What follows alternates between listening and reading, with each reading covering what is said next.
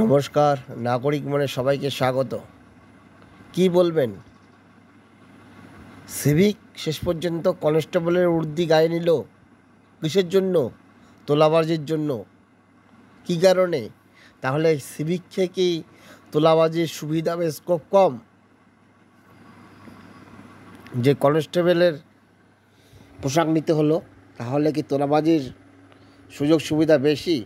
সেই জন্য সেই পন্থা অবলম্বন করলো সিভিক। কসবায় শপিং মলের সামনে কীর্তি দেখে 100 ডায়ালে অভিযোগ। সিভিক যেন রয়ে গিয়েছে সেই সিভিকেই। কনস্টেবলের উর্দি পরে রাস্তায় তোলাবাজি করছিলেন এক সিভিক।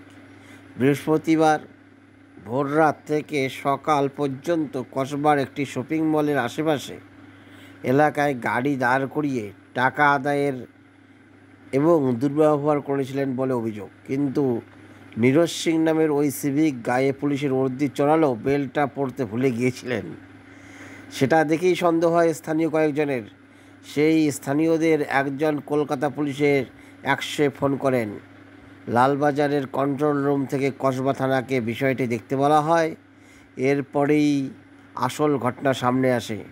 জানা যায় নীরজ আদৌ কনস্টেবল নয়, তিনি প্রগতি ময়দান থানায় কর্তব্যরত সিভিক ভলেন্টিয়ার। কয়েক মাস আগেই আরজিকর হাসপাতালে তরুণী চিকিৎসক ধর্ষণকাণ্ডে এবং খুনের ঘটনার সঙ্গে নাম জড়িয়েছিল এক সিভিকের, সঞ্জয় রায় নামে। সারা রাত মদ্যপান করে হাসপাতালে ঢুকে যৌন নির্যাতনের পর চিকিৎসককে খুনে অভিযুক্ত সে। মাত্র কয়েক মাস ব্যবধানে শহরে আরও এক থানার সিভিক ভলেন্টিয়ারের কুকীর্তি সামনে এলো। যদিও এই বিষয়ে প্রথম থেকেই মুখে কুল বেটেছেন লালবাজার কর্তারা। বিভিন্ন সূত্রে জানা যাচ্ছে নীরজ প্রগতি ময়দান থানায় বেশ কয়েক বছর ধরেই কর্মরত।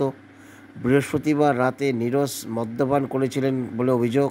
তার সঙ্গে ছিলেন এক কনস্টেবল। সেই কনস্টেবলেরই উর্দি পরে রাস্তায় বেরিয়েছিলেন কীর্তিমান। এরপর বাইপাস হয়ে ভোরের দিকে কসবার ওই শপিং মলের কাছে আসেন তিনি। অভিযোগ, সেখানেই গাড়ি চালকদের থেকে তোলা তুলছিলেন নীরজ। এদিকে গায়ে পুলিশের উর্দি থাকলেও বেল্ট না থাকায় স্থানীয়দের সন্দেহ হয় নীরজ নিশ্চয়ই ভুয়ো পুলিশ।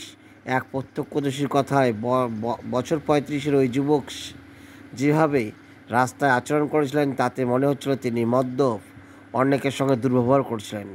ওই শপিং মলের কাছে হাজির এক ব্যক্তির সন্দেহ হওয়ায় কন্ট্রোল রুমে ফোন করেন। সেই অভিযোগের ভিত্তিতেই ঘটনাস্থলে চলে আসে কসবা থানার পুলিশকর্মীরা। টুকটাক জিজ্ঞাসাবাদের পরেই ওই সিভিক ভলেন্টিয়ারকে গ্রেপ্তার করে পুলিশ। এক পুলিশ কর্তা বলেন, ঠিক কী যেন ঘটেছিল, কেন তিনি উর্দি পরে এমন আচরণ করছিলেন সে বিষয়ে তদন্ত চলছে। দোষ করলে বিভাগীয় ব্যবস্থা নেওয়া হবে। সিভিক ভলেন্টিয়ারদের হাতে কনস্টেবলের উর্দি এলো কী করে তা নিয়েও ধোঁয়াশা রয়েছে। আরজিকর ঘটনার পর সিভিক ভলেন্টিয়ারের প্রশিক্ষণ, কীভাবে রাস্তাঘাটে লোকজনের সঙ্গে ব্যবহার করতে হবে তার পাঠ দেওয়ার সিদ্ধান্ত নেয় লালবাজার। তারপরেও মাঝে মধ্যে সেই সিভিকের আচরণ নিয়ে প্রশ্ন উঠে যাচ্ছে। শুধু আরজিকর নয়, সম্প্রতি বেলঘড়িয়া এক্সপ্রেসওয়েতে উপরে পণ্যবাহী গাড়ি থেকে দাঁড় করে তোলাবাজির অভিযোগে এক সিভিক ভলেন্টিয়ারকে সরিয়ে দেওয়া হয়। বরাহনগরের একটি পুলিশ ভ্যানের ভূমিকাও ক্যামেরাবন্দি করেন এক ব্যক্তি। তার সামনে আসতেই ব্যারাকপুরের পুলিশ কমিশনারের তরফে ওই সিভিক ভলেন্টিয়ার ও বরাহনগর থানার এক এএসআইকে ক্লোজ করা হয়েছে সূত্রের খবর। প্রগতি ময়দান থানার সিভিক নীরজ সিংয়ের বিরুদ্ধে ছদ্মবেশ ধারণ করে এবং চুরির অভিযোগ দায়ের হয়েছে বলে পুলিশ সূত্রে খবর। তাহলে কি সিভিক দিয়ে কি পয়সা তোলা যায় এবং কনস্টেবলের উর্দি গায়ে নিলে কি পয়সা বেশি ওঠে?